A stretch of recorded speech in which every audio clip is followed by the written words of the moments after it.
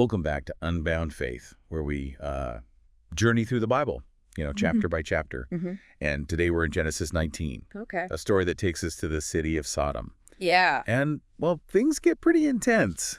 It's definitely a chapter full of drama and destruction Yeah. and challenging moments that really make you think. Yeah. We're introduced to Lot, Abraham's nephew, who's living in Sodom. Right. And Sodom, as you might know, has a reputation for wickedness. It does, but right away we see Lot showing hospitality to two strangers who arrive at the city gates. Considering Sodom's reputation, it's fascinating that he takes them in. It really makes you wonder what was going through his mind. Right. Was he trying to make a difference in this corrupt environment? Mm-hmm. Or was it simply an ingrained sense of duty to offer hospitality? Yeah.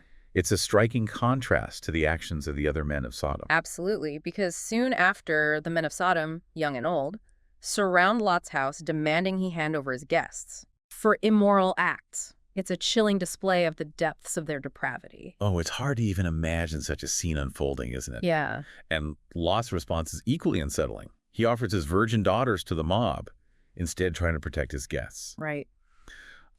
It's a moment that forces us to confront the complexities of moral decision-making in extreme situations. Definitely. What are we to make of Lot's decision? Was it an act of self-preservation, a misguided attempt to compromise, or something else entirely? It challenges us to consider the cultural context of the time, but it also raises timeless questions about the nature of good and evil and the choices we make when faced with impossible situations. It's a passage that has sparked countless debates and interpretations throughout history and continues to resonate with us today. It reminds us that even those considered righteous can make choices that are deeply troubling. Exactly. The story doesn't offer easy answers. Yeah. But it does push us to examine our own moral compass and to grapple with the gray areas of human behavior. So as the situation escalates, the angels revealing their true nature intervene. Right. They strike the mob with blindness, preventing them from carrying out their intentions. Yeah. It's a clear demonstration of divine power, but also a stark warning about the consequences of unchecked sin.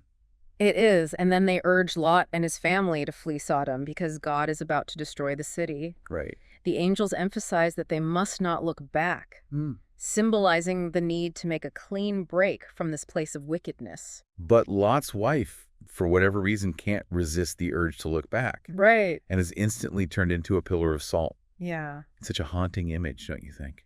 What do you make of her actions? It's a tragic moment that speaks to the dangers of clinging to the past, of longing for what we've left behind, even when it was harmful. There's a powerful lesson here about moving forward, embracing the new path that God has set before us, and trusting in his guidance. It also makes me think about the times in my own life when I've been tempted to look back, to dwell on past mistakes or regrets. Right. It's a reminder that we need to keep our eyes fixed on what lies ahead, on the hope and promise of a future aligned with God's will. But letting go isn't always easy, is it?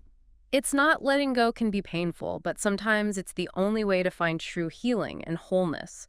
And that's something we'll see play out in the rest of Lot's story as we move forward. That's a great point. The story of Lot and his daughters doesn't end with their escape from Sodom. There's much more to unpack. Exactly. And as we delve deeper, we'll continue to encounter those challenging questions, those moral dilemmas that make us really think about the human condition and our relationship with God. It's interesting, isn't it? Even though they escape physical destruction, Lot and his daughters are far from safe. They end up taking refuge in a cave, isolated and fearful. It's a stark reminder that even when we escape one danger, we might find ourselves facing new challenges, unexpected trials. Their ordeal isn't over, and the choices they make in this new environment are just as thought-provoking as the events in Sodom. Right, and it's here that we encounter another deeply unsettling event. Lot's daughters, fearing their father's line will end, decide to get him drunk and conceive children by him. Wow. This part of the story is hard to read, let alone try to understand. It's such a morally complex situation, and I imagine listeners might be struggling with it. What are we to make of their actions? It's definitely one of those passages that leaves us with more questions than answers. Some scholars point to the cultural context of the time, arguing that preserving the family line was paramount, even if it meant crossing lines we find unthinkable today. That's a good point. We can't fully understand their actions without considering the societal norms and beliefs of their world. Hmm. But it still challenges us, doesn't it? Yeah. It forces us to confront the fact that even those who strive for righteousness can make choices that seem deeply flawed. Absolutely. And it reminds us that the Bible doesn't shy away from presenting the raw, messy reality of human experience. It's not a collection of sanitized stories with easy morals. These are complex characters grappling with fear, desperation, and cultural pressures that we can only begin to imagine. It's almost like the text is inviting us to wrestle with those difficult questions, to acknowledge that there are no simple answers when it comes to human behavior, even within the context of faith. Exactly. And isn't that a part of what makes these ancient stories so relevant to us today? We still face moral dilemmas, make tough choices, and grapple with the consequences of our actions. It's fascinating how these events in Genesis, though thousands of years old, still resonate with the human experience, with our own struggles and questions. And speaking of consequences, the story doesn't end there, right? No, it doesn't. The sons born from this act become the ancestors of the Moabites and Ammonites, two groups who would have a complex and often contentious relationship with the Israelites throughout history.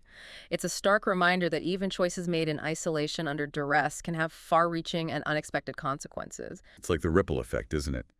How one action can set in motion a chain of events that impacts generations to come. It's a sobering thought, but it also underscores the importance of seeking wisdom and discernment in our own lives, recognizing that our choices have the power to shape not just our own futures, but also the lives of others. And it emphasizes the interconnectedness of the biblical narrative, how each story, each event builds upon the previous ones, weaving a complex tapestry of human experience and divine interaction. We're not just reading isolated incidents, are we? We're witnessing the unfolding of a larger story, a grand narrative that spans generations and continues to speak to us today. Precisely. And as we continue to explore these ancient texts, we discover layers of meaning, connections, and insights that deepen our understanding not only of the Bible itself, but also of our own lives and our relationship with God. It's an ongoing journey of discovery, isn't it? And even in the midst of difficult passages, challenging narratives, there's always something to be learned, something to ponder, something to help us grow. It really is. And, as we reflect on the story of Lot, it's striking how much it speaks to the themes of hospitality and justice.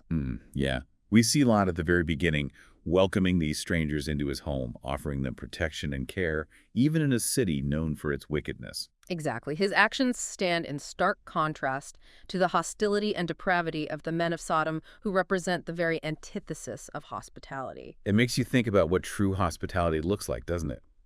It's not just about offering food and shelter, but also about extending kindness, compassion, and protection to those who are vulnerable or different from us. Absolutely. And it makes the subsequent destruction of Sodom and Gomorrah all the more impactful. It's a stark reminder that there are consequences for injustice, for the rejection of hospitality and basic human decency. It's a reminder that God cares deeply about justice, about protecting the vulnerable, and that there are limits to his patience with wickedness and oppression. It's a sobering thought, but it also underscores the importance of living lives that reflect those values. Lives marked by compassion, generosity, and a willingness to stand up for what's right, even when it's difficult. And, even though Lot and his daughters make some questionable choices throughout this story, the fact that they are spared from the destruction points to another important theme.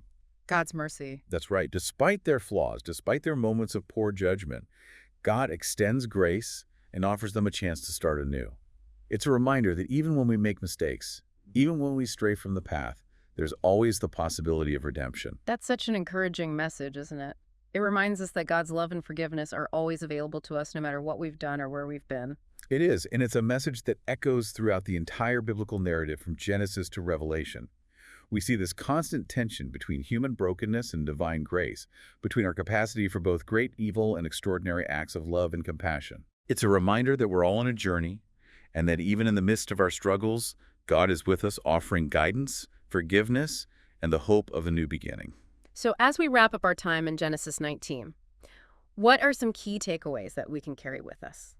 Well, for me, it's a reminder to be intentional about practicing hospitality, to extend kindness and generosity to those around us, especially those who are different or in need. I agree, and it's a call to seek justice, to stand up for what's right, and to use our voices and actions to make a difference in the world. And perhaps most importantly, it's a reminder that we're not alone in our struggles. God is always with us, offering grace, forgiveness, and the hope of a brighter future. May you find strength in your faith, clarity in your decisions, and compassion for all you encounter. Go in peace. This is Unbound Faith, reminding you to carry the lessons of these ancient stories with you as you navigate your own journey.